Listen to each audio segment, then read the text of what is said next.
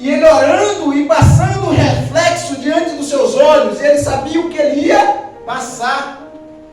Aí ele vai dizer: olha, minha alma está angustiada, mas eu tenho que enfrentar o meu, ou seja, ficar firme no meu quê? Propósito. Então ele não desistiu porque ele tinha um propósito. Então, eu quero que nós entendamos o seguinte: todas as nossas trajetórias com Deus, temos um propósito. Aleluia, Deus. Então, se tu até hoje não tem um propósito, e se você não procurar Deus, qual é o seu propósito, você vai desistir. É óbvio que vai desistir. Talvez as pessoas parem e pensem: por que esses irmãos estão aí? Só esses, talvez, pingo de gente, nessa tempestade. Talvez muitos que talvez, entre aspas, irmãos, que não veio, e talvez não tem muita importância com as coisas de Deus, porque não tem o quê? Propósito. Eu vou repetir novamente.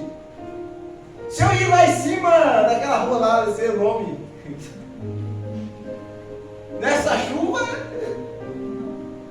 tem que ter lá, porque eu moro bem caprichado. Tem um propósito para ir lá em cima, irmãos. Então, irmã, se tu veio aqui hoje, tem um propósito nisso. Aleluia.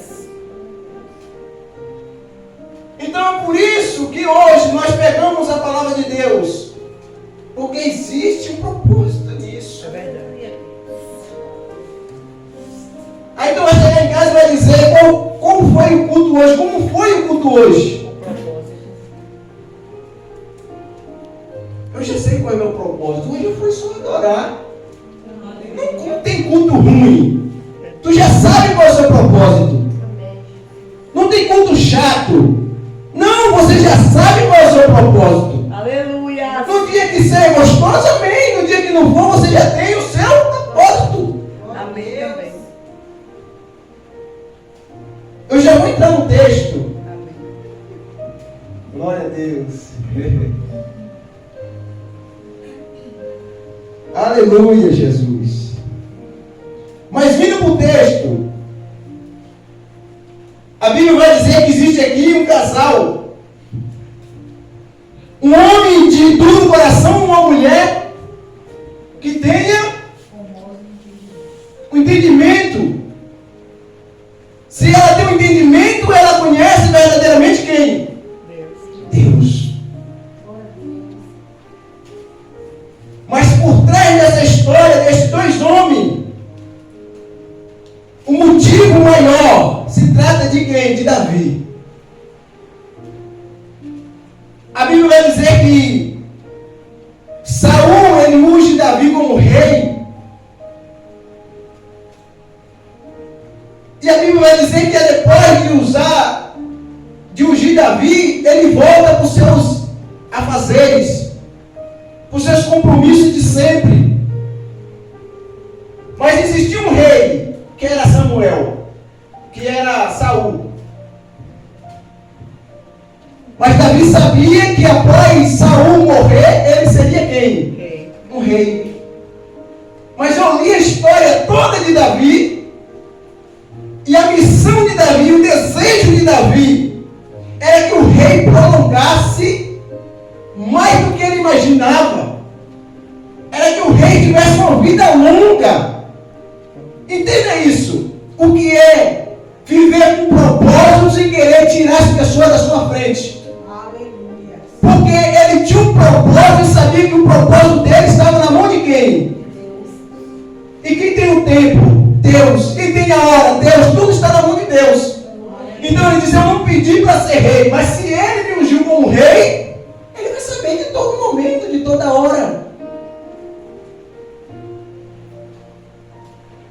E o seu inimigo que estava tentando matar, tirar sua vida, ele protegia. Ele dava o seu melhor para que não viesse fazer mal algum a quem? A seu inimigo. Aí quando vem nessa pequena história, uma mulher sábia de bom entendimento, ocorre de Davi fazer uma injustiça. E aí Davi para e reflete e diz: olha, você foi usado por Deus para eu não fazer uma injustiça, para não fazer algo que eu me arrependesse. Porque às vezes nós nos esforçamos tanto para guardar o nosso inimigo, que a etapa mais fácil que a gente pode passar por cima, nós caímos. Às vezes nós esforçamos tanto, nós damos o nosso melhor, nós matamos gigante, nós derrotando exército. Davi, com a guerra sozinho, matou 200 filisteus. E agora simplesmente ele está perto de fazer algo que o seu coração ia ficar triste. Eu vou ler só para a gente entender melhor. Esse Davi, ele manda à casa de Nabal um recado. E o servo de Davi vai dizer a Nabal, dizendo: Nabal, eu estive no campo, lá existiam os teus pastores,